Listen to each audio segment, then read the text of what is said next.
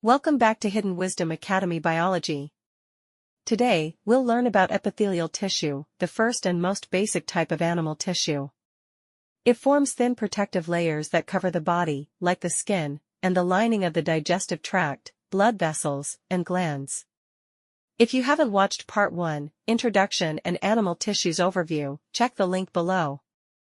By the end of this lecture, you'll easily understand the types, functions, and how to identify epithelial tissues in diagrams and questions. Also, don't miss our daily biology podcast tomorrow. We have a special episode. Subscribe and hit the bell icon so you don't miss it. So, let's get started.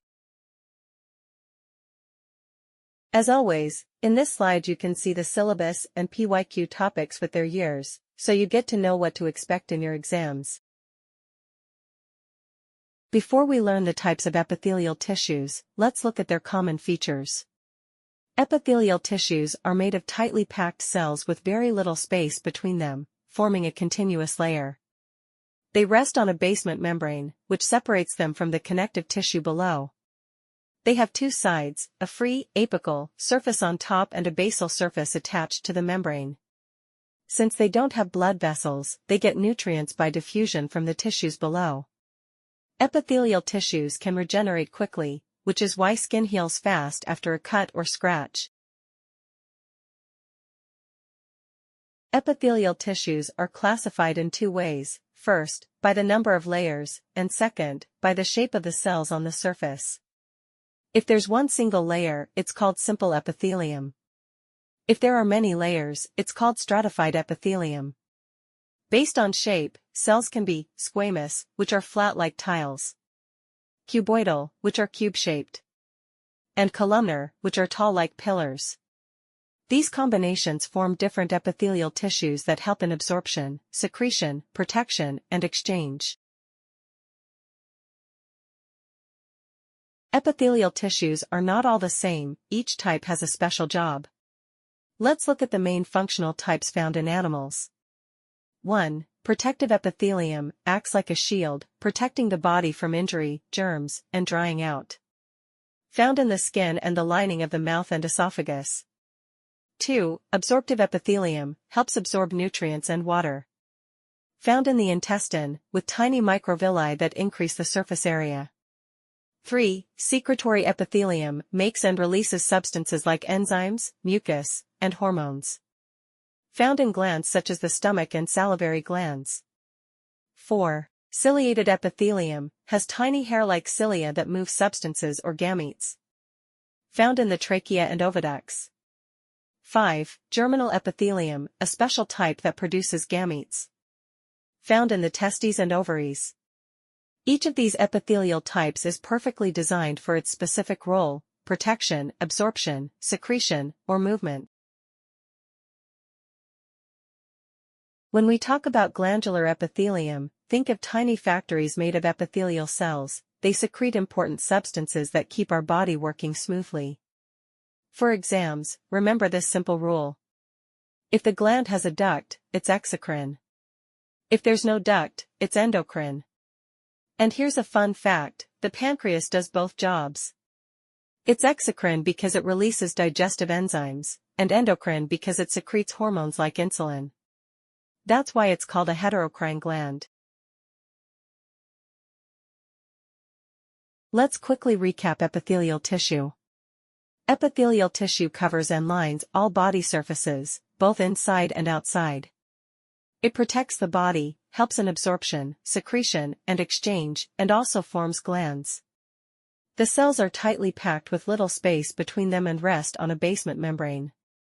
It has no blood vessels, so nutrients come by diffusion from nearby tissues. Types of epithelial tissue. 1. Simple squamous, single flat layer, for diffusion, alveoli, capillaries. 2. Simple cuboidal, cube-shaped, for secretion and absorption, kidney tubules. 3. Simple columnar, tall cells, for absorption, intestine. 4. Ciliated columnar, with cilia, moves mucus or ova, trachea, oviduct. 5. Stratified squamous, many layers, for protection, skin, mouth. 6. Transitional, stretchable, in urinary bladder. 7. Glandular, secretes substances, forms glands like salivary and sweat glands. Key points to remember. Transitional epithelium seen in urinary bladder. Goblet cell secretes mucus, unicellular gland. Pancreas is a heterocrine, both endocrine and exocrine. In short, epithelial tissues protect, absorb, and secrete, each type perfectly suited to its function. Let's practice few questions to test your knowledge. Let's start with question 1.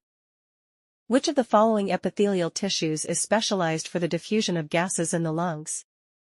Option A. Simple cuboidal epithelium. Option B. Simple columnar epithelium. Option C. Simple squamous epithelium. Option D. Stratified squamous epithelium. Explanation. Cuboidal and columnar are thicker and meant for secretion or absorption. Simple squamous epithelium is correct because its thin, flat cells allow rapid gas exchange across alveoli and capillaries. While stratified squamous is protective, not suited for diffusion. So, option C is the correct answer. That is, simple squamous epithelium is an epithelial tissue which is specialized for the diffusion of gases in the lungs. Now, let's move to question 2.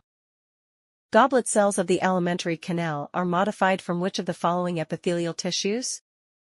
This a PYQ from NEET 2018.